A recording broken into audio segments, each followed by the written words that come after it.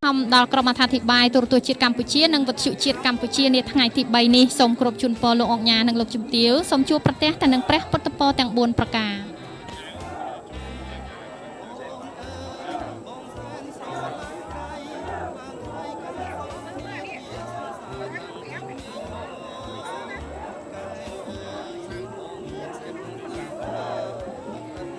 ចាត់ទូគូទី34បានធ្វើដំណើរមកដល់មុខវេទិកាកិត្តិយសហើយដែលខ្សែទឹកខាងក្នុងនរិនរាំងសីស្រីសពីចិត្តរបស់ខេត្តបាត់ដំបងចៅពិតជាលពឿនរបស់គាត់មិនធម្មតាទេងាប់ឲ្យលឺសូរតែព្រឹបតែម្ដងហើយចា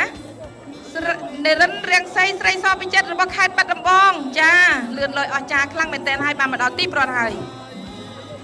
គណៈកម្មការទូតប្រាសាទចេស្តាមហាតេជោសាន់ជ័យនិងដំបងពេជ្រចេស្តាមហាតេជោសាន់ជ័យសូមថ្លែងអំណរគុណយ៉ាងជ្រាលជ្រៅជូនចំពោះលោកអង្គញាដេងហួរអគ្គនាយករងក្រុមហ៊ុន LHR ដែលបានឧបត្ថម្ភនៅថវិកាចំនួន3លានរៀលក្នុងមួយទូលោក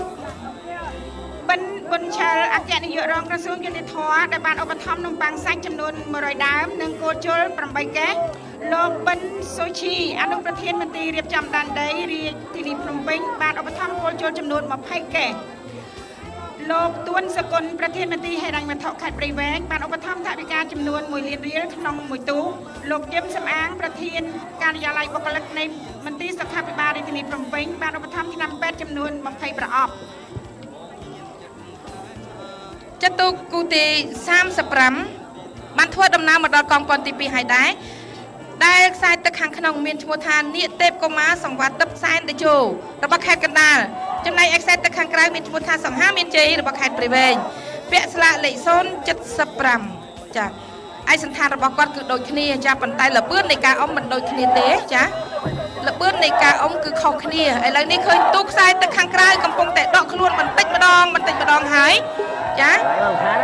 ប៉ុន្តែខាងក្នុងក៏មិនបង្អង់លបឿនដែរគឺគាត់ខំប្រឹងបន្ថែមលបឿនចាឥឡូវទូកមួយគូនេះយ៉ាងម៉េចទេខ្ញុំជាអ្នកអត្ថាធិប្បាយមិនហ៊ានជម្រាបជូនបានទេចាដោយសារទូកនេះប្រកេតប្រកិតទូរទស្សនិកជនជាទី